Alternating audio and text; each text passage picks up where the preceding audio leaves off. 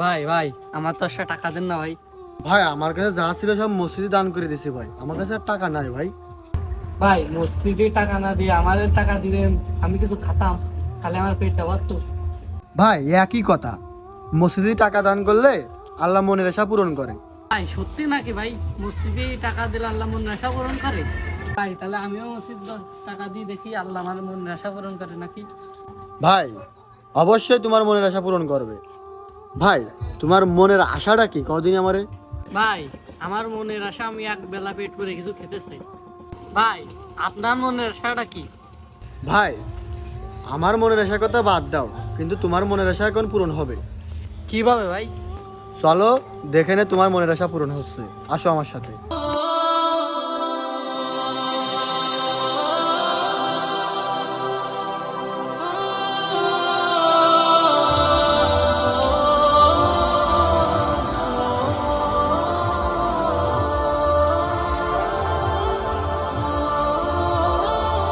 ভাই আমার মনের আশা তো পূরণ হলো, কিন্তু আপনার মনের আশাটা কি তা তো বললেন না। ভাই আমার মনের আশার কথা তুমি বাদ দাও ভাই, আমার মনের আশা হ্যাঁ পূরণ হবে, আল্লাহ যদি চাই তা পূরণ হবে। ভাই আল্লাহ যদি চায় তাহলে অবশ্যই আপনার মনের আশা পূরণ হবে, আপনি এই নিয়ে চিন্তা করেন না। হ্যালো, আসসালামু আলাইকুম। জি জি জি, কি কন? সত্যি? ভাই ঠিক আছে, তাহলে আমি আসতেছি এখনই গাড়ি নিয়ে।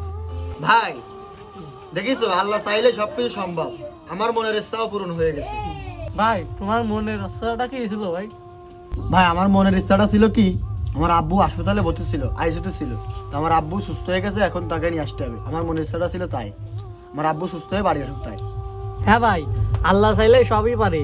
আল্লাহ আমার মনের আশা যেমন পূরণ করেছে, আপনার মনের আশাও তেমন পূরণ করেছে।